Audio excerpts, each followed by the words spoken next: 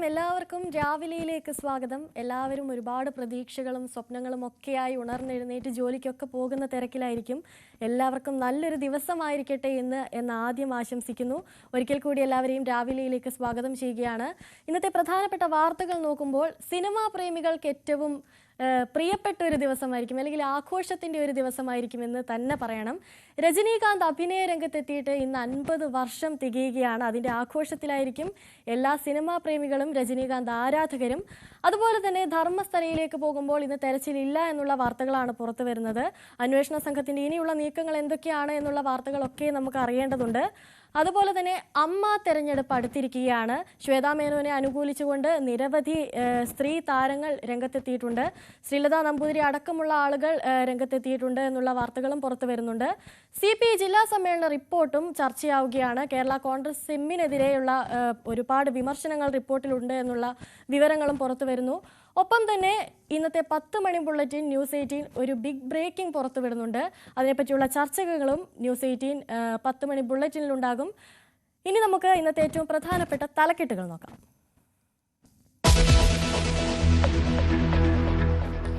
ഡൽഹിയിൽ കനത്ത മഴ, റോഡ് വ്യോമഗതാഗതം താറുമാറായി, വിമാന സർവീസുകൾ വൈകുന്നു.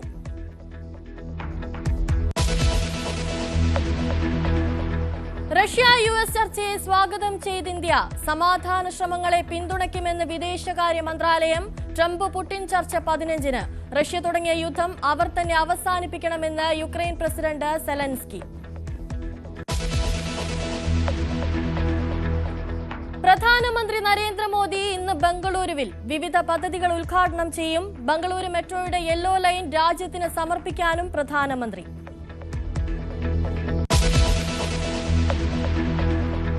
പിന്നാക്ക അവഗണന എന്ന പരാതിക്ക് പിന്നാലെ CPIയിൽ തിരുത്തൽ. തിരുവനന്തപുരം ജില്ലാ കൌൺസിലിൽ കൂടുതൽ പിന്നാക്ക പ്രാതിനിധ്യം.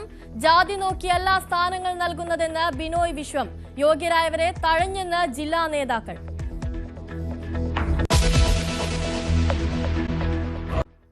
വാർത്തകളിലേക്ക് വരുമ്പോൾ കേരളത്തിലെ മഴയൊക്കെ ഒന്ന് കെട്ടടങ്ങിയപ്പോൾ മഴ നേരെ ഡൽഹിയിലേക്ക് പോയിരിക്കുകയാണ്. ഡൽഹിയിൽ മഴയ്ക്ക് നേരിയ ശമനമുണ്ടെങ്കിലും പലയിടത്തും വെള്ളക്കെട്ട് തുടരുന്നു എന്നുള്ള റിപ്പോർട്ടുകളാണ് പുറത്തു വരുന്നത്. റോഡ് ഗതാഗതത്തിന് പുറമെ വ്യോമഗതാഗതത്തെയും മഴ ബാധിച്ചു. 300-ലധികം വിമാന സർവീസുകളാണ് വൈകിയത്. അടുത്ത ദിവസം കൂടി മഴ തുടരുമെന്നാണ് കാലാവസ്ഥാ വകുപ്പിന്റെ അറിയിപ്പ്. വിവരങ്ങളുമായി അജയ് സുധാ ബിജു ചേരുന്നുണ്ട്. അജയ്, നിലവിൽ മഴ തുടരുകയാണോ? എന്തൊക്കെയാണ് കൂടുതലായി ലഭിക്കുന്ന വിവരങ്ങൾ? അനുശ്രീ, നിലവിൽ മഴയ്ക്ക് നേരിയ ശമനമുണ്ടെന്നാണ് അറിയാൻ സാധിക്കുന്നത്. വെള്ളിയാഴ്ച തുടങ്ങി ശനിയാഴ്ച രാവിലെ വരെ ഏതാണ്ട് 10 മണിക്കൂർ നിർത്താതെയുള്ള മഴയാണ് ഡൽഹിയിലെ പല ഭാഗങ്ങളിലും ലഭിച്ചത്. അതുകൊണ്ട് തന്നെ ശനിയാഴ്ച രാവിലെ സംസ്ഥാനത്ത് റെഡ് അലേർട്ട് പ്രഖ്യാപിച്ചിരുന്നു. എന്നാൽ ഇപ്പോൾ മഴയ്ക്ക് ശമനം ഉള്ളതുകൊണ്ട് തന്നെ പല ഭാഗത്തും ഇത് കുറച്ച് യെല്ലോ അലേർട്ട് ആക്കിയിട്ടുണ്ട്. എന്നാൽ ജനങ്ങളോട് ജാഗ്രത പാലിക്കണമെന്നാണ് ഇപ്പോൾ സംസ്ഥാന സർക്കാരാണെങ്കിലും അതുപോലെ തന്നെ കാലാവസ്ഥാ വകുപ്പാണെങ്കിലും നൽകുന്ന നിർദ്ദേശം എന്ന് പറയുന്നത്. ഗാസിപൂർ ഉൾപ്പെടെയുള്ള പ്രധാനപ്പെട്ട പല മേഖലകളിലും ഇപ്പോഴും റോഡിൽ വെള്ളക്കെട്ടുണ്ട്. പല സ്ഥലങ്ങളിൽ നിന്നും വെള്ളം ഇറങ്ങിപ്പോയിട്ടില്ല. ഇപ്പോഴും പല സ്ഥലങ്ങളിലും ജനജീവിതം സാധാരണ നിലയിലേക്ക് വന്നിട്ടില്ല എന്നുള്ളതും പ്രധാനപ്പെട്ട കാര്യമാണ്. പല റോഡ് ഗതാഗതം എല്ലാം ഇന്നലെ മൊത്തത്തിൽ താറുമാറാകുന്ന ഒരു അവസ്ഥയുണ്ടായിരുന്നു. അതുപോലെ തന്നെ വ്യോമഗതാഗതവും നിരവധി ഫ്ലൈറ്റുകൾ ഉൾപ്പെടെ വൈകുന്ന ഒരു സാഹചര്യം ഉണ്ടായിരുന്നു. ഇപ്പോൾ നിലവിൽ 300ഓളം വിമാനങ്ങൾ ഡൽഹിയിലേക്ക് സർവീസ് നടത്തുന്നത് മാറ്റിവെച്ചിരിക്കുന്നു എന്ന് പറയുന്ന ഏറ്റവും പുതിയ വിവരം കൂടി പങ്കുവയ്ക്കാനുണ്ട്. ഇന്നലെ മഴയിൽ ഒരു മതിലിടിഞ്ഞു വീണ് ഏതാണ്ട് 8 പേരോളം മരിക്കുന്ന ഒരു അവസ്ഥയുണ്ടായിരുന്നു ഡൽഹിയിൽ. അതുപോലെയുള്ള നിരവധി സംഭവങ്ങളും ഇപ്പോൾ നടന്നു. അതുപോലെ ഈ നിലവിൽ ഡൽഹിയിൽ ഇപ്പോൾ കനത്ത രീതിയിൽ ഈ മഴ പെയ്ത് വെള്ളക്കെട്ട് രൂപപ്പെട്ടതിനെ പറ്റി ഇപ്പോൾ കോൺഗ്രസ് ഭരണ പാർട്ടിയായിട്ടുള്ള BJPക്കെതിരെ ഒരു ആക്ഷേപവുമായി രംഗത്തെത്തിയിട്ടുണ്ട്. 4 എഞ്ചിൻ സർക്കാർ ഡൽഹിയിൽ പ്രവർത്തിച്ചിട്ടും ഈ മഴക്കാല മുന്നറിയിപ്പുകൾ അത് നേരത്തെ മുന്നിൽ കണ്ടുകൊണ്ട് നേരായ രീതിയിൽ പ്രവർത്തിക്കാൻ സാധിച്ചിട്ടില്ല എന്നൊരു വിമർശനമാണ് ഇപ്പോൾ മുൻ മുഖ്യമന്ത്രിയായിട്ടുള്ള അതിഷിയാണെങ്കിലും എക്സ് അക്കൗണ്ട് വഴിയൊക്കെ ഉന്നയിക്കുന്നത്. അതുപോലെ തന്നെ ഇപ്പോൾ കഴിഞ്ഞ ദിവസം പെയ്ത മഴയിൽ ഓഗസ്റ്റ് മാസത്തിൽ കഴിഞ്ഞ 14 വർഷത്തിനിടെ ഡൽഹിയിൽ രേഖപ്പെടുത്തിയിട്ടുള്ള ഏറ്റവും കുറഞ്ഞ താപനിലയാണ് ഇന്നലെ രേഖപ്പെടുത്തിയത്. 26.4 ഡിഗ്രി സെൽഷ്യസ് ആയിരുന്നു ഇന്നലെ രേഖപ്പെടുത്തിയ ഏറ്റവും ഉയർന്ന താപനില. അപ്പോൾ അങ്ങനെ ഒരു പ്രത്യേകത കൂടിയുണ്ട്. ഇപ്പോൾ നിലവിൽ പല സ്ഥലങ്ങളിലും മഴ ഒഴിഞ്ഞ് നിൽക്കുകയാണ്. എന്നാലും സെൻട്രൽ ഡൽഹി, അതുപോലെ തന്നെ നോർത്ത് ഡൽഹി, സൗത്ത് ഡൽഹി ഉൾപ്പെടെയുള്ള പല ഭാഗങ്ങളിലും ജാഗ്രതാ നിർദ്ദേശം ഇപ്പോഴുമുണ്ട്. യമുന നദിയിൽ ജലനിരപ്പ് ക്രമാതീതമായി ഉയരുന്നുണ്ട്. ഇപ്പോൾ ഗംഗാ നദിയിലുള്ള ജലനിരപ്പ് ഉയർന്നത് കാരണം ഉത്തർപ്രദേശിൽ പല ഭാഗത്തുമുണ്ടായ പ്രളയം, അതുപോലെ പ്രശ്നങ്ങളെല്ലാം നമ്മൾ വാർത്തകളിലെല്ലാം കണ്ടിരുന്നു. അതുപോലെ തന്നെ ഇപ്പോൾ യമുന നദിയിലെ ജലവും കനത്ത മഴ കാരണം ഉത്തരേന്ത്യയിൽ പല ഭാഗങ്ങളിലും കനത്ത മഴ തുടരുകയാണ്. ഇത്തരത്തിൽ യമുന നദിയിലും വെള്ളം ഉയരുന്നതായിട്ടുള്ള മുന്നറിയിപ്പുണ്ട്.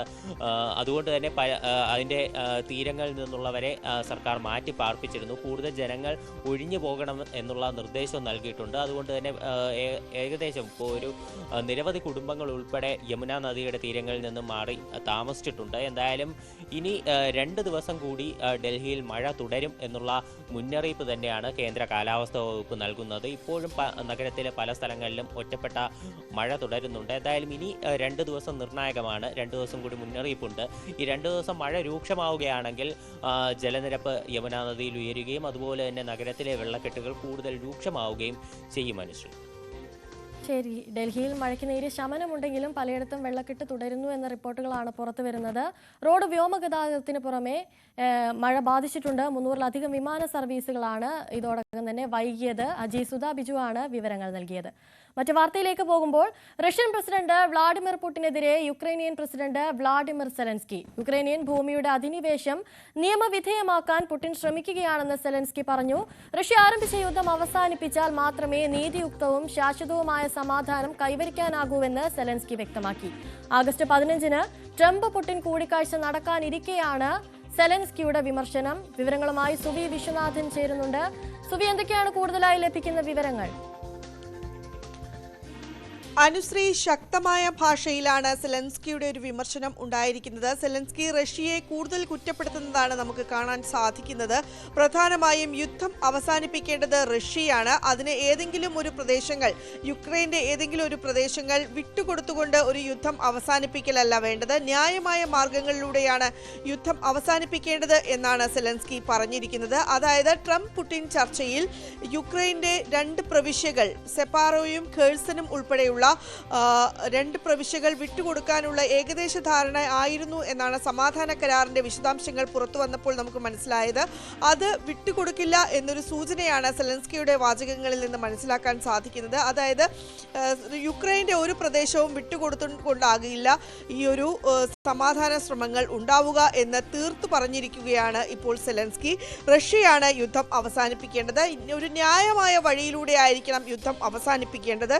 യുക്രൈന്റെ ഏതെങ്കിലും ഒരു പ്രദേശം, അതായത് റഷ്യ യുക്രൈനിൽ നടത്തിയ അധിനിവേശം നിയമവിധേയമാക്കാനുള്ള മാർഗങ്ങളാണ് റഷ്യ ചെയ്തുകൊണ്ടിരിക്കുന്നത്. അതിന് യാതൊരു തരത്തിലുള്ള പിന്തുണയും യുക്രൈന്റെയോ സഖ്യകക്ഷികളുടെയോ ഭാഗത്തു നിന്ന് ഉണ്ടാകുന്നില്ല.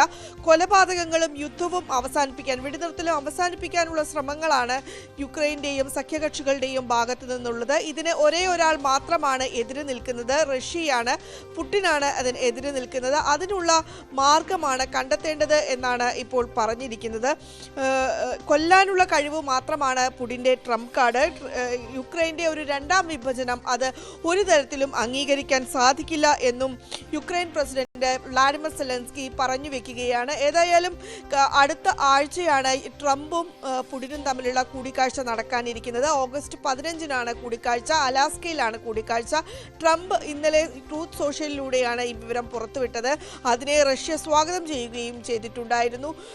പ്രധാനമായും യുക്രൈൻ റഷ്യ സമാധാന ഉടമ്പടിയാവും ചർച്ചാ വിഷയം എന്ന വാർത്തകളും പുറത്തു വന്നിരുന്നു. നേരത്തെ തന്നെ ട്രംപ് അധികാരത്തിൽ എത്തിയത് മുതൽ തന്നെ യുക്രൈനും റഷ്യയും തമ്മിലുള്ള യുദ്ധം അവസാനിപ്പിക്കണം എന്ന് പറഞ്ഞുകൊണ്ട് ട്രംപ് രംഗത്ത് വരികയും അതിന് തുടർച്ചയായി നിരവധി പ്രതിനിധി ചർച്ചകൾ നടക്കുകയും ട്രംപും റഷ്യൻ പ്രസിഡന്റ് വ്ളാഡിമിർ പുടിനും തമ്മിൽ ടെലിഫോണിൽ സംഭാഷണങ്ങൾ നടത്തുകയും ചെയ്തിരുന്നു. എന്നാൽ ആദ്യമായാണ്, കുറേ വർഷങ്ങൾക്ക് ശേഷം ആദ്യമായാണ് ഇരു രാഷ്ട്ര നേതാക്കളും ഒരുമിച്ച് കാണുവാനുള്ള ഒരു തീരുമാനം ഉണ്ടായിരിക്കുന്നത്. അതിൽ ഒരു സമാധാന കരാർ ഉണ്ടാക്കാനുള്ള ധാരണയുണ്ടാകും എന്ന വിവരങ്ങളാണ് പുറത്തുവരുന്നത്. അത് പ്രധാനമായും യുക്രൈൻ്റെ 2 പ്രവിശ്യകൾ വിട്ടുകൊണ്ടായിരിക്കും എന്നാണ് പറയുന്നത്. 2013-ൽ റഷ്യ ക്രീമിയ എന്ന യുക്രൈൻ്റെ പ്രദേശം ആക്രമിച്ചിരുന്നു. അതിനെ അധിനിവേശ പ്രദേശമായി രൂക്ഷമായി തുടർന്നുകൊണ്ടിരിക്കുന്ന ഒരു സാഹചര്യമാണ്. അത് വിട്ടുകിട്ടണം എന്നതാണ് റഷ്യയുടെ ഒരു പ്രധാന ആവശ്യം. എന്നാൽ യുക്രൈൻ അതുൾപ്പെടെ ഒരു പ്രവിശ്യയും നൽകാൻ സാധ്യമല്ല എന്നാണ് ഇപ്പോൾ തീർത്തും പറഞ്ഞിരിക്കുന്നത്. ഏതായാലും ഈ കൂടിക്കാഴ്ച അടുത്തയാഴ്ചയാണ്. ഒപ്പം തന്നെ ഈ സെലൻസ്കി നേരത്തെ ഈ ഏതെങ്കിലും തരത്തിൽ ട്രംപും പുടിനും തമ്മിലുള്ള കൂടിക്കാഴ്ച നടക്കുകയാണെങ്കിൽ ഏതെങ്കിലും യൂറോപ്യൻ രാജ്യങ്ങളെ കൂടി അതിൽ ഭാഗഭാക്കാക്കണം എന്ന കാര്യവും യുക്രൈൻ ആവശ്യപ്പെട്ടിരുന്നു. അതും നിരാകരിക്കുന്ന ഒരു സാഹചര്യമാണ് ഉണ്ടായിരിക്കുന്നത്. പക്ഷേ സെലൻസ്കിയെ ഇപ്പോൾ ഈ ഒരു കൂടിക്കാഴ്ചയിലേക്ക് ക്ഷണിക്കുമോ എന്ന് ഇപ്പോൾ പറയാൻ സാധിക്കില്ല. ക്ഷണിക്കുമോ എന്ന് സംബന്ധിച്ചുള്ള കാര്യങ്ങളൊന്നും തന്നെ വൈറ്റ് ഹൗസ് വ്യക്തമാക്കിയിട്ടുമില്ല. അതേസമയം മറ്റൊരു പ്രധാനപ്പെട്ട കാര്യം എന്ന് പറയുന്നത് ഇന്ത്യയെ സംബന്ധിച്ചിടത്തോളം ഇന്ത്യ റഷ്യയുമായുള്ള സൗഹൃദ ബന്ധം കൂടുതൽ ശക്തിപ്പെടുത്താൻ ശ്രമിക്കുന്ന ഒരു സാഹചര്യത്തിലാണ് ഈ ട്രംപും പുടിനും തമ്മിലുള്ള ഒരു കൂടിക്കാഴ്ച ഉണ്ടാകുന്നത് എന്നതാണ്. പ്രത്യേകിച്ചും ഈ ഇറക്കുമതി തീരുവയുമായി ബന്ധപ്പെട്ട വലിയ തോതിലുള്ള തർക്കങ്ങൾ ഇന്ത്യക്കും അമേരിക്കയ്ക്കും ഇടയിൽ നിലനിൽക്കുന്നു. റഷ്യയുടെ നിന്നുള്ള എണ്ണ വ്യാപാരം ഇന്ത്യ അവസാനിപ്പിക്കണം എന്നൊരു ഉപാധിയാണ് അമേരിക്ക ഇന്ത്യക്ക് മുന്നിൽ വെക്കുകയുണ്ടായത്. ഇതെല്ലാം തന്നെ ഇന്ത്യ നിരാകരിച്ച ഒരു പശ്ചാത്തലം കൂടിയുണ്ട്. പക്ഷേ ട്രംപും പുടിനും തമ്മിലുള്ള ചർച്ചയെ സ്വാഗതം ചെയ്യുന്നു എന്നാണ് ഇന്ത്യയുടെ പ്രതിനിധി അറിയിച്ചിരിക്കുന്നത്. ഇത് യുദ്ധങ്ങളുടെ യുഗമല്ല എന്നും നരേന്ദ്രമോദിയെ പരാമർശിച്ചുകൊണ്ട് ഒരു വിദേശകാര്യ മന്ത്രാലയം പുറത്തിറക്കിയ വാർത്താക്കുറിപ്പിൽ വ്യക്തമാക്കുന്നു. അനുശ്രീ, അതുപോലെ തന്നെ യുക്രൈൻ്റെ ഏതെങ്കിലും ഒരു സ്ഥലം വിട്ടുകൊടുക്കാതെ തന്നെയുള്ള ഒരു ന്യായമായ യുദ്ധത്തിന് ഒരു അവസാനം ഉണ്ടാകണമെന്ന തരത്തിലുള്ള ഒരു പരാമർശം, അത് എത്രത്തോളം ശാശ്വതമായിരിക്കും? യുദ്ധം അവസാനിപ്പിക്കുക എന്നൊരു ലക്ഷ്യത്തോടെ തന്നെയുള്ള ഒരു പ്രഖ്യാപനമായി കരുതാൻ സാധിക്കുമോ? സെലൻസ്കി ഇപ്പോൾ പറഞ്ഞിരിക്കുന്നത് പ്രധാനമായും റഷ്യയ്ക്കും അതായത് അമേരിക്കയും റഷ്യയും തമ്മിലുള്ള ചർച്ചയെ സ്വാഗതം ചെയ്യുന്നില്ല എന്ന തരത്തിലാണ് ഈ ഒരു സെലൻസ്കിയുടെ പ്രസ്താവനയെ നമുക്ക് എടുത്തു പറയേണ്ടത്. അതായത് ഒരു സമാധാന കരാർ റഷ്യയും അമേരിക്കയും യുക്രൈനും തമ്മിൽ ഉണ്ടാക്കാനുള്ള സാധ്യതകൾ ഉരുത്തിരിഞ്ഞു വരികയാണ്. ആ സമാധാന കരാറിലെ പ്രധാനപ്പെട്ട നിർദ്ദേശം എന്ന് പറയുന്നത് യുക്രൈൻ്റെ 2 അധിനിവേശ പ്രദേശങ്ങൾ റഷ്യയ്ക്ക് വിട്ടുകൊടുക്കുക എന്നതാണ്. എന്നാൽ അതിന് യാതൊരു തരത്തിലും സാധിക്കില്ല എന്നാണ് സെലൻസ്കി പറയുന്നത്. അതുകൊണ്ട് തന്നെ ഈ ഒരു ചർച്ച ഏത് തരത്തിൽ ഫലപ്രാപ്തിയിലെത്തും എന്ന് നമുക്കിപ്പോൾ പറയാൻ സാധിക്കുകയില്ല. പക്ഷേ രണ്ട് ലോക രാഷ്ട്രങ്ങൾ തമ്മിലുള്ള കൂടിക്കാഴ്ചയാണ് നടക്കാൻ പോകുന്നത്. അതിൽ പ്രധാനമായും ഉള്ള ഉപാധി എന്ന് പറയുന്നത് യുക്രൈൻ യുദ്ധം അവസാനിപ്പിക്കുക എന്നതാണ്. യുക്രൈൻ യുദ്ധം അവസാനിപ്പിക്കുക എന്നതാണ് തന്റെ ലക്ഷ്യമെന്ന് അധികാരത്തിൽ ഏറ്റയുടൻ തന്നെ ട്രംപ് പറയുകയും ചെയ്തിരുന്നു. അതിനുശേഷം നിരവധി നയതന്ത്ര തലത്തിലുള്ള ചർച്ചകൾ നടന്നിരുന്നു. അതിനുശേഷമാണ് ഇപ്പോൾ പുടിനും ട്രംപും നേരിട്ട് കൂടിക്കാഴ്ചയ്ക്ക് കളമൊരുങ്ങിയിരിക്കുന്നത്. ആ കൂടിക്കാഴ്ചയിൽ ഈ സമാധാന കരാർ സജീവമായ ചർച്ചയാകും എന്നാണ് മനസ്സിലാക്കുന്നത്. പക്ഷേ യുക്രൈൻ ഇതിനോട് എതിർക്കുന്ന ഒരു സാഹചര്യത്തിൽ എന്തായിരിക്കും ആ ഒരു കൂടിക്കാഴ്ചയ്ക്ക് സംഭവിക്കുക എന്നത് നമുക്ക് ഇപ്പോൾ പറയാൻ സാധിക്കുകയില്ല. ഒപ്പം തന്നെ സെലൻസ്കിയെ ഈ ചർച്ചയ്ക്ക് വിളിച്ചിട്ടില്ല എന്നതും ശ്രദ്ധേയമാണ്. അനുശ്രീ, ശരി. റഷ്യൻ പ്രസിഡന്റ് വ്ളാഡിമിർ പുടിനെതിരെ യുക്രൈനിയൻ പ്രസിഡന്റ് വ്ളാഡിമിർ സെലൻസ്കി രംഗത്തെത്തിയിരിക്കുകയാണ്. യുക്രൈനിയൻ ഭൂമിയുടെ അധിനിവേശം നിയമവിധേയമാക്കാൻ പുടിൻ ശ്രമിക്കുകയാണെന്നാണ് സെലൻസ്കിയുടെ ആരോപണം. സുവി വിശ്വനാഥനാണ് വിവരങ്ങൾ നൽകിയത്. പ്രധാനമന്ത്രി നരേന്ദ്രമോദി ഇന്ന് ബംഗളൂരുവിലെത്തുകയാണ്. 3 വന്ദേ ഭാരത് ട്രെയിനുകൾ ഫ്ളാഗ് ഓഫ് ചെയ്യുന്ന പ്രധാനമന്ത്രി ബംഗളൂരു മെട്രോയുടെ യെല്ലോ ലൈനിന്റെ ഉദ്ഘാടനവും നിർവഹിക്കും. RV റോഡ് മുതൽ ബൊമ്മസാന്ദ്ര മുതലുള്ള കിലോമീറ്റർ ദൂരമാണ് യെല്ലോ മെട്രോ. വിവിധ പദ്ധതികളുടെ തറക്കല്ലിടൽ ചടങ്ങും പ്രധാനമന്ത്രി നിർവഹിക്കും. രാഹുൽ ഗാന്ധി ഉന്നയിച്ച വോട്ട് ക്രമക്കേടിൽ മോദി പ്രതികരിക്കുമോ എന്നതും ശ്രദ്ധേയമാണ്. പിന്നാക്ക വിഭാഗങ്ങളിൽ നിന്നുള്ളവരെ അവഗണിക്കുന്നുവെന്ന പരാതിയെ തുടർന്ന് CPI-യിൽ തിരുത്തൽ. ജില്ലാ കൌൺസിലിലെ പുതുമുഖങ്ങളിൽ 12 പേരിൽ 9 പേർ പിന്നാക്ക ദളിത് വിഭാഗങ്ങളിൽ നിന്നുള്ളവരാണ്. ജാതി അടിസ്ഥാനത്തിലല്ല CPI-യിൽ സ്ഥാനങ്ങൾ നൽകുന്നത് എന്നായിരുന്നു വിവാദങ്ങൾക്ക് സംസ്ഥാന സെക്രട്ടറി ബിനോയ് വിശ്വത്തിന്റെ മറുപടി. CPI-യുടെ ജില്ലാ നേതൃത്വം നായർ കരയോഗമായി മാറുന്നു. പിന്നാക്ക വിഭാഗങ്ങളെ അവഗണിക്കുന്നു. ഇതായിരുന്നു പാർട്ടി ഗ്രൂപ്പുകളിൽ പ്രചരിച്ച ലഘുലേഖ. ജില്ലാ സമ്മേളനത്തിന് മണിക്കൂറുകൾക്ക് മുൻപ് പുറത്തുവന്ന വാർത്തകൾ CPI നേതൃത്വത്തെ സമ്മർദ്ദത്തിലാക്കി. ജില്ലാ സമ്മേളനത്തിലും പല മണ്ഡലം കമ്മിറ്റികളും ഇക്കാര്യം ചൂണ്ടിക്കാട്ടി ശക്തമായ വിമർശനം ഉന്നയിച്ചു. വിഭാഗീയ നീക്കങ്ങളുടെ ഭാഗമാണിതെന്നായിരുന്നു നേതൃത്വത്തിന്റെ വിലയിരുത്തൽ. ജാതി നോക്കി സ്ഥാനമാനങ്ങൾ നൽകുന്ന പാർട്ടിയല്ല CPI എന്ന് സംസ്ഥാന സെക്രട്ടറി ബിനോയ് വിശ്വവും സമ്മേളനത്തിൽ വിശദീകരിച്ചു. പാർട്ടി രഹസ്യങ്ങൾ മാധ്യമങ്ങളിൽ വരുന്നതിനെയും രൂക്ഷമായി സംസ്ഥാന സെക്രട്ടറി വിമർശിച്ചിരുന്നു. സംസ്ഥാന സെക്രട്ടറിയുടെ വിശദീകരണത്തിന് ശേഷവും മണ്ഡലം കമ്മിറ്റികളെ പ്രതിനിധീകരിച്ച് ചർച്ചയിൽ പങ്കെടുത്തവർ വാർത്തകളെ വിമർശിക്കുകയല്ല, വസ്തുത പരിശോധിക്കുകയാണ് വേണ്ടതെന്ന് ആവർത്തിച്ചു. തുടർന്ന് നടന്ന ജില്ലാ കൗൺസിൽ തെരഞ്ഞെടുപ്പിലാണ് പരാതി പരിഹരിക്കും വിധം പിന്നാക്ക വിഭാഗങ്ങളിൽ നിന്നുള്ളവർക്ക് പ്രാതിനിധ്യം നൽകിയത്. അപ്പോഴും യോഗ്യരായ പലരെയും ഒഴിവാക്കിയെന്ന പരാതി ബാക്കിയാണ്. ജില്ലാ കൗൺസിലിലേക്ക് മത്സരമുണ്ടാകുമെന്ന സൂചന തുടക്കം മുതലുണ്ടായിരുന്നു. ഇത് തിരിച്ചറിഞ്ഞ് നേതൃത്വം സമവായ നീക്കങ്ങൾ ശക്തമാക്കി. മത്സരിക്കാൻ സാധ്യതയുള്ളവരെ നേതാക്കൾ നേരിട്ട് കണ്ട് പിന്മാറണമെന്ന് ആവശ്യപ്പെട്ടു. വിമർശിച്ച് സംസാരിക്കുന്നവരോട് അത് ശരിയായില്ലെന്ന് നേതാക്കളിൽ ചിലർ പറഞ്ഞതായി പരാതിയുണ്ട്. സമ്മേളനത്തിലെ ചർച്ചയിൽ ചിലർ ഇക്കാര്യം ചൂണ്ടിക്കാട്ടുകയും ചെയ്തിരുന്നു. സംസ്ഥാന സെക്രട്ടറി ഉൾപ്പെടെ നടത്തിയ ഇടപെടലിന്റെ ഭാഗമാണ് ജില്ലാ കൗൺസിലിലേക്ക് മത്സരം ഒഴിവാക്കി മാങ്കോട് രാധാകൃഷ്ണനെ വീണ്ടും ജില്ലാ സെക്രട്ടറിയായി തെരഞ്ഞെടുത്തത്. ന്യൂസ് 18 തിരുവനന്തപുരം. മറ്റൊരു വാർത്തയിലേക്ക് പോകുമ്പോൾ കൊച്ചി ധനുഷ്കോടി ദേശീയപാതയിലെ ഗതാഗതവും ജനജീവിതവും പ്രതിസന്ധിയിലായിരിക്കുകയാണ്. കോടതി വിധിയെ തുടർന്ന് നിർമ്മാണം നിലച്ചത് മലയോര ജനതയ്ക്ക് ഒരു ഇരുട്ടടിയായി മാറിയിരിക്കുകയാണ്. നേര്യമംഗലം മുതൽ വാളറ വരെയുള്ള ഭാഗത്തെ നിർമ്മാണം പൂർത്തീകരിച്ചില്ലെങ്കിൽ അപകടങ്ങൾക്കും പാരിസ്ഥിതിക പ്രശ്നങ്ങൾക്കും സാധ്യതയേറുമെന്നാണ് റിപ്പോർട്ടുകൾ. കൊച്ചി ധനുഷ്കോടി ദേശീയപാത 85-ലെ നേര്യമംഗലം മുതൽ വാളറ വരെയുള്ള നവീകരണ പ്രവർത്തനങ്ങളാണ് കോടതി വിധിയെ തുടർന്ന് നിർത്തിവെച്ചത്. 14.5 കിലോമീറ്ററിൽ വനം വകുപ്പ് അവകാശവാദം ഉന്നയിച്ചതോടെയായിരുന്നു നടപടി. ഇത് ഗതാഗതത്തിനും തുടർ പ്രവർത്തനങ്ങൾക്കും തിരിച്ചടിയായി. നവീകരണത്തിന്റെ ഭാഗമായി റോഡിന്റെ വശങ്ങളിടിച്ച് വ്യാപകമായി മണ്ണ് നീക്കിയിരുന്നു. ഇതോടെ രൂപപ്പെട്ട മൺതിട്ടകൾ ഇടിയുന്നത് സമീപത്തെ വീടുകൾക്കും ഭീഷണിയായി. തുടർ പ്രവർത്തനങ്ങൾ നടക്കാതായതോടെ ആദ്യഘട്ടത്തിൽ നിർമ്മിച്ചതൊക്കെ കനത്ത മഴയിൽ തകർന്നു.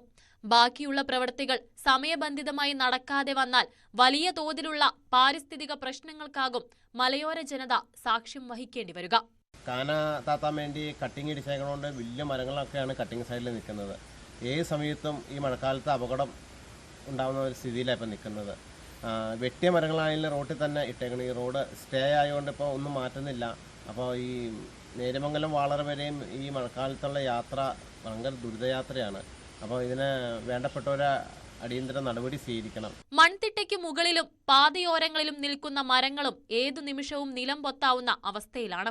ഇത് റോഡിലൂടെ പോകുന്ന വാഹനങ്ങൾക്കും കനത്ത ഭീഷണിയാണ്. മുൻപ് മുറിച്ചിട്ട മരങ്ങളും റോഡിൽ തന്നെ പലയിടത്തും കിടക്കുന്നുമുണ്ട്. ഓണക്കാലം അടുത്തതോടെ മൂന്നാറിലേക്കുള്ള സഞ്ചാരികളുടെ വരവും വർദ്ധിച്ചു. ഇത് ഗതാഗതക്കുരുക്കിനും ഇടയാക്കുന്നുണ്ട്. മുൻ വർഷങ്ങളിലെ പോലെ ഓഗസ്റ്റ് മാസം മഴ ശക്തമായാൽ ഇതുവഴിയുള്ള യാത്ര പൂർണ്ണമായും നിലയ്ക്കും. ചുരുക്കത്തിൽ ദേശീയപാത 85-ലെ നവീകരണ പ്രവർത്തനങ്ങൾ തടസ്സപ്പെട്ടത് വൻ പ്രതിസന്ധികളാണ് സൃഷ്ടിക്കുന്നത്. ന്യൂസ് 18 ഇടുക്കി. ഇനി അല്പം അത്ഭുതപ്പെടുത്തുന്ന ഒരു വാർത്തയിലേക്കാണ്.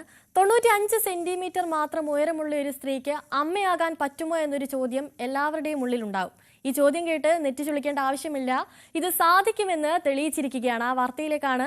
തൃശൂർ കണിമംഗലത്തെ സൈമർ ഹോസ്പിറ്റലിലാണ് 95 സെന്റിമീറ്റർ മാത്രം ഉയരമുള്ള അയ്യന്തോൾ സ്വദേശിനി സിമി ഒരു ആൺകുഞ്ഞിന് ജന്മം നൽകിയത്.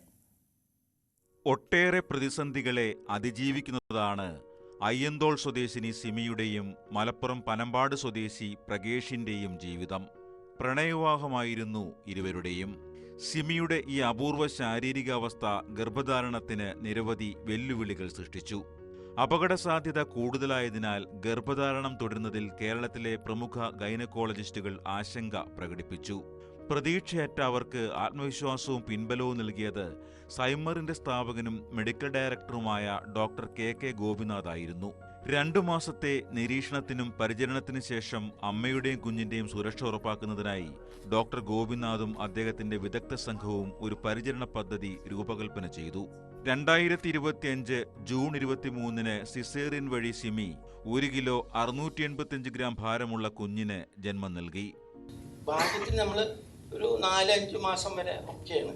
പിന്നത്തെ പ്രശ്നം തെറ്റില്ല. എപ്പോൾ വേണമെങ്കിലും അവർക്ക് കുട്ടി വലുതാവും തോറും ശ്വാസോപസത്തിന് ബുദ്ധിമുട്ട് വരും, ശ്വാസം തടസ്സം വരാം.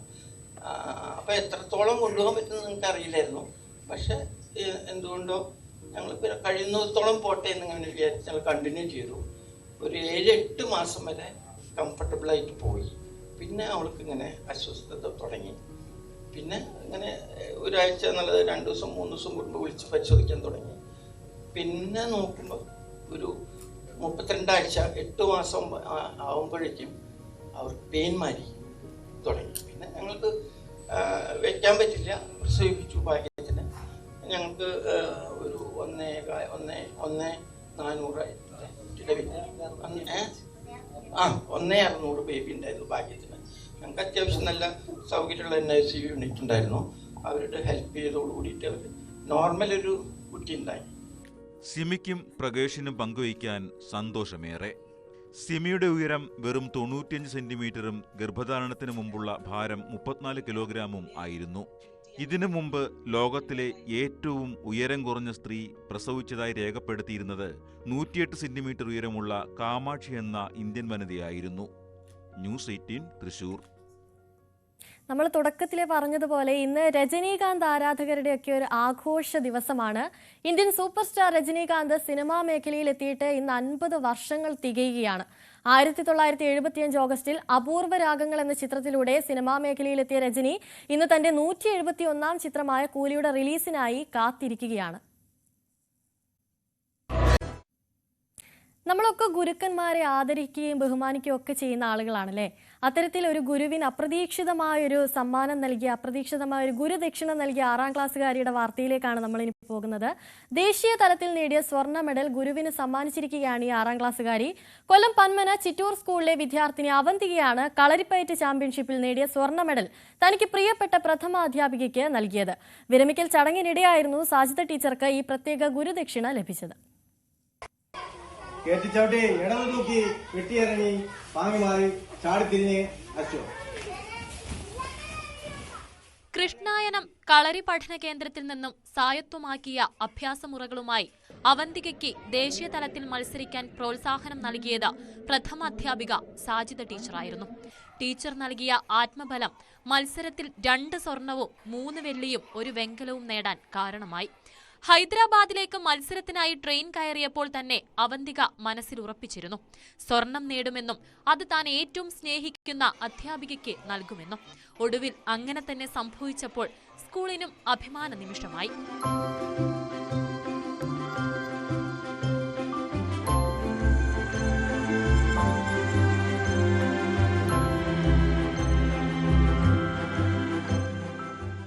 എന്നൊരു രീതിയിൽ നീ കൊടുക്കാൻ തോന്നി. കൂടുതൽ സപ്പോർട്ടൊക്കെ തന്ന് വരുന്നു അന്ന് രാത്രി. ഒത്തിരി വിഷമമുണ്ടായിരുന്നു. പക്ഷെ ഇത് കൊടുക്കുമ്പോൾ നല്ല സന്തോഷം ഉണ്ടായിരുന്നു. പക്ഷെ കൊടുത്ത് എച്ചമ്മന്റെ ഒരു കണ്ണുനീരൊക്കെ കണ്ടപ്പോ ഒരു വിഷമം, പോയപ്പോ ഒരു വിഷമം. ഇത് ഗുരുഭക്തിയുടെ മാതൃക മാത്രമല്ല, പുതിയ തലമുറയുടെ ആത്മീയ മാനസിക വളർച്ചയെ സൂചിപ്പിക്കുന്നതുമാണ്. സാജിദ ടീച്ചറിന്റെ വിരമിക്കൽ ചടങ്ങിനിടെയായിരുന്നു അവന്തിക സ്വർണ്ണ മെഡൽ സമ്മാനിച്ചത്. അധ്യാപികയുടെ സന്തോഷത്തിന്റെ കണ്ണീരും വിദ്യാർത്ഥിനിയുടെ നിറഞ്ഞ മനസ്സിലെ നന്ദിയും വേദിയിലുള്ളവരുടെ കണ്ണ് നനയിച്ചു. ഇപ്പോൾ ആയോധന കല മാത്രമല്ല, മറ്റെല്ലാ കലകളിലും അത് പങ്കെടുക്കുന്ന ഓരോ ഇനങ്ങളിലും അത് പോയി നമുക്ക് നേട്ടങ്ങളുമായിട്ടാണ് വരുന്നത്. അതൊക്കെ കാണുമ്പോൾ എനിക്ക് വളരെയേറെ സന്തോഷമുണ്ട്. എന്റെ മകനോ വാങ്ങുന്നതിനേക്കാൾ എനിക്ക് ഭയങ്കര സന്തോഷം തോന്നുന്നുണ്ട്. മകളുടെ ഗുരുഭക്തി മാതൃകയാണെന്നും തനിക്ക് ലഭിക്കുന്ന ഗോൾഡ് മെഡൽ ടീച്ചർക്ക് നൽകണമെന്നും അവന്തിക വീട്ടിൽ വച്ചും പറഞ്ഞിരുന്നതായി അച്ഛൻ സുരേഷ് പറയുന്നു. സാജിദ ടീച്ചറോടുള്ള കുട്ടിയുടെ സ്നേഹം തിരിച്ചറിഞ്ഞ രക്ഷിതാക്കൾക്കും ഇത് അഭിമാന നിമിഷമായി. നാഷണലിൽ പോകുന്നതിന് തലേന്ന് തന്നെ ഈ രാത്രിയിൽ ടീച്ചറെ വിളിച്ച് മോളോട്ട് ഒത്തിരിയേറെ സംസാരിച്ചിട്ട് മോൾക്ക് എല്ലാ പൂർണ്ണ പിന്തുണയും എല്ലാ പ്രോത്സാഹനവും നൽകുന്നു എന്നൊക്കെ പറഞ്ഞപ്പോഴത്തേക്ക് അത് കട്ടായി ഫോൺ സംസാരിച്ച് കഴിഞ്ഞ ശേഷം മോൾ എൻ്റെയും വൈഫിൻ്റെയൊക്കെ വന്ന് പറഞ്ഞ്, അച്ഛാ എനിക്ക് മനസ്സിലൊരു ആഗ്രഹമുണ്ട്, നമുക്ക് നാഷണലിൽ ഒരു മെഡലെങ്കിലും എനിക്ക് കിട്ടിയാൽ അത് ഇപ്പോൾ അടുത്ത മാസം ടീച്ചറിൻ്റെ റിട്ടയർമെൻറ്റാണ്, എനിക്ക് റിട്ടയർമെൻറ്റിന് ടീച്ചറിന് അത് കൊടുക്കണം എന്നുള്ള ഒരു ഇത് മോക്ക് മനസ്സിലുണ്ടായിരുന്നു. പക്ഷെ അവിടെ ചെന്ന് കഴിയുമ്പോൾ നമുക്ക് ദൈവം സഹായിച്ച് 5-6 മെഡൽ കിട്ടി. കളരിപ്പയറ്റിൽ സംസ്ഥാന ദേശീയ തലത്തിൽ മിന്നും പ്രകടനം കാഴ്ചവെച്ച അവന്തികയുടെ പരിശീലകൻ ശശിധര ഗുരുക്കളാണ്. 5 വയസ്സ് മുതലേ അവന്തിക കളരി അഭ്യസിക്കുമായിരുന്നു. ചെറിയ പ്രായത്തിലേയുള്ള ഈ 6ാം ക്ലാസ്സുകാരിയുടെ വലിയ മനസ്സ് ഇപ്പോൾ മറ്റു കുട്ടികൾക്കും മാതൃകയാണ്. ന്യൂസ് 18 കൊല്ലം. നമ്മുടെ ഇന്നത്തെ തലമുറ എന്ന് പറയുന്ന കൃഷിയിൽ നിന്നൊക്കെ ഒരുപാട് അകന്ന് ജീവിക്കുന്ന ആളുകളാണല്ലേ. കൃഷി നഷ്ടമാണെന്ന് പറയുന്നവർക്കിടയിൽ കാർഷിക വൃത്തിയിലൂടെ വിജയം കൊയ്യുകയാണ് പത്തനംതിട്ട കോന്നി അപ്പച്ചാക്കൽ സ്വദേശി സുകുമാരൻ നായർ. സ്വന്തമായി പാട്ടത്തിനെടുത്ത 5 ഏക്കർ സ്ഥലത്ത് കൃഷി ചെയ്താണ് 74-കാരനായ ഈ കർഷകൻ മറ്റുള്ളവർക്ക് മാതൃകയാകുന്നത്. കാച്ചിലും ചേനയും വാഴയും ഉൾപ്പെടെ കൃഷികളാണ് ഇദ്ദേഹത്തിന്റെ തോട്ടത്തിലുള്ളത്. 40 വർഷമായി കാർഷിക രംഗത്ത് സജീവമാണ് സുകുമാരൻ നായർ.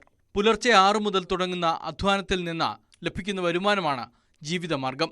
വാഴ, ചേന, കാച്ചിൽ, ചേമ്പ്, ഇഞ്ചി, മഞ്ഞൾ, കപ്പ തുടങ്ങിയ കൃഷികളാണ് പ്രധാനമായും ചെയ്യുന്നത്. മെച്ചപ്പെട്ട കൃഷിയിലൂടെ മികച്ച വരുമാനവും ലഭിക്കുന്നു. കൃഷിവകുപ്പിന്റെ മാർഗനിർദ്ദേശത്തിലാണ് പ്രവൃത്തികളെല്ലാം.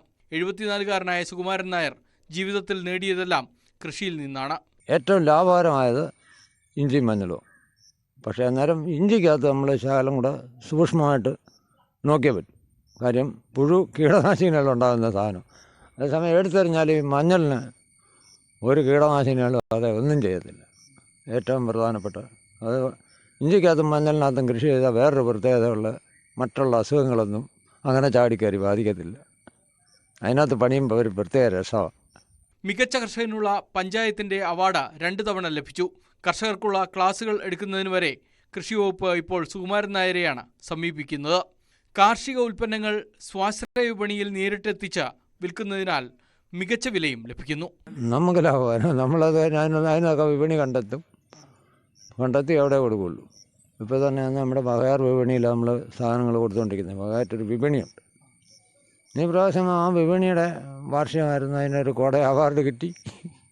അവിടെ നമുക്ക് കൊണ്ട് കൊടുക്കുന്ന സാധനത്തിന് വേറൊരു വലിയ പ്രത്യേകത ഉള്ളത്, നമ്മുടെ സാധനത്തിന് ഒറിജിനൽ വില കിട്ടും.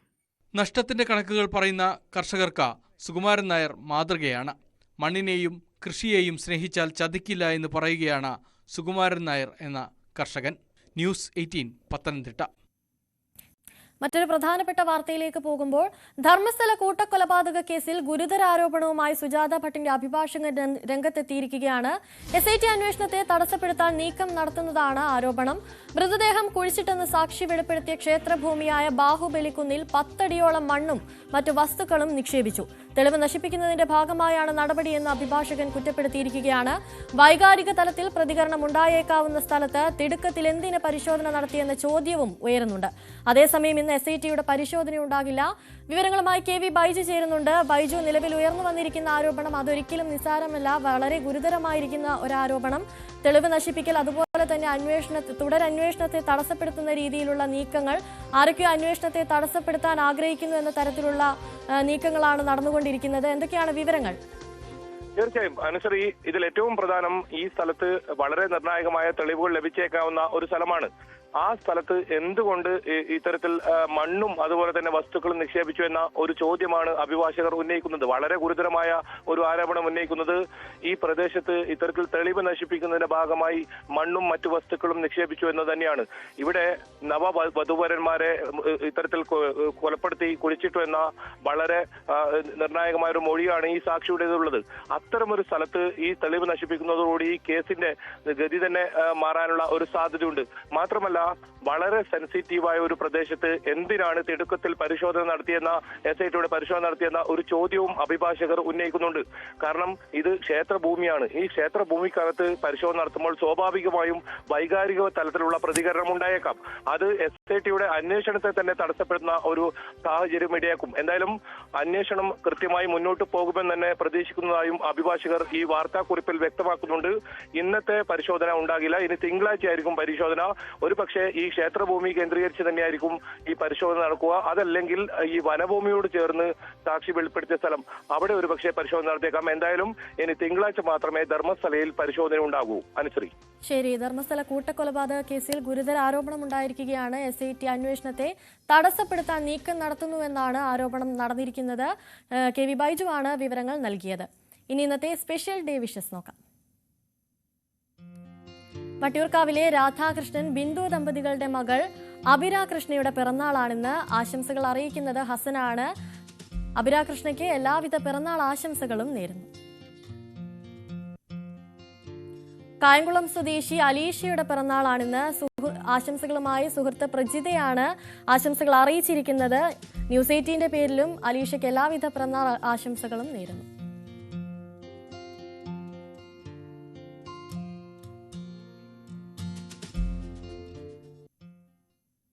രാവിലെ ഇവിടെ പൂർണ്ണമാവുകയാണ്. ഇനി പോലീസ് പെട്രോൾ കാണാം. നമസ്കാരം.